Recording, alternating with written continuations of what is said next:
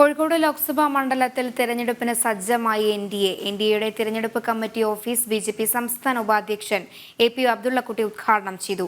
ബിജെപിയുടെ സ്ഥാനാർത്ഥിയെ പ്രഖ്യാപിക്കുന്നതോടെ ത്രികോണ മത്സരത്തിനാവും മണ്ഡലത്തിൽ കളമൊരുങ്ങുന്നത്.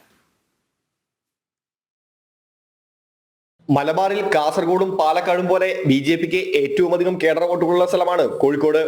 ഇതിൽ തന്നെ കോഴിക്കോട് നോർത്ത്, കുന്നമംഗലം മണ്ഡലങ്ങളിൽ ബിജെപിക്ക് വലിയ തോതിൽ വോട്ടുള്ള ഇടങ്ങളാണ്.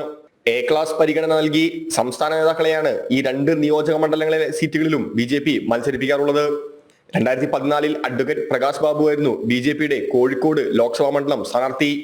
1,60,000-ൽ പരം വോട്ടുകൾ പ്രകാശ് ബാബു നേടിയിരുന്നു. ഈ വർഷവും വലിയ വിജയപ്രതീക്ഷയിൽ തന്നെയാണ് ബിജെപി.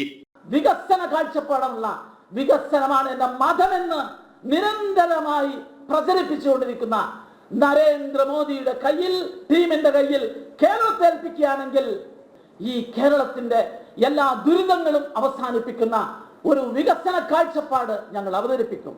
നരേന്ദ്രമോദി മൂന്നാമത് അധികാരത്തിൽ വരുമ്പോൾ പ്രധാനമന്ത്രിക്ക് പിന്തുണ നൽകാൻ കേരളത്തിൽ നിന്ന് എംപിമാര് എൻഡിഎക്കുണ്ടാകുമെന്നുള്ള ശുഭപ്രതീക്ഷയിലാണ് ഞങ്ങളുള്ളത്.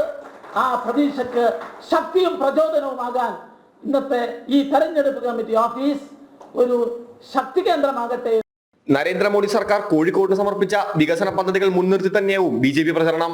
റെയിൽവേ സ്റ്റേഷൻ നവീകരണം അടക്കം വൻ പദ്ധതികളാണ് കേന്ദ്രം കോഴിക്കോട് നൽകിയിട്ടുള്ളത്. ബിജെപിയുടെ സ്ഥാനാർത്ഥി പ്രഖ്യാപനം പൂർത്തിയാവുന്നതോടെ കോഴിക്കോട് ഇത്തവണ മത്സരം തീപാറുമെന്നതിൽ സംശയമില്ല. ജനം, കോഴിക്കോട്.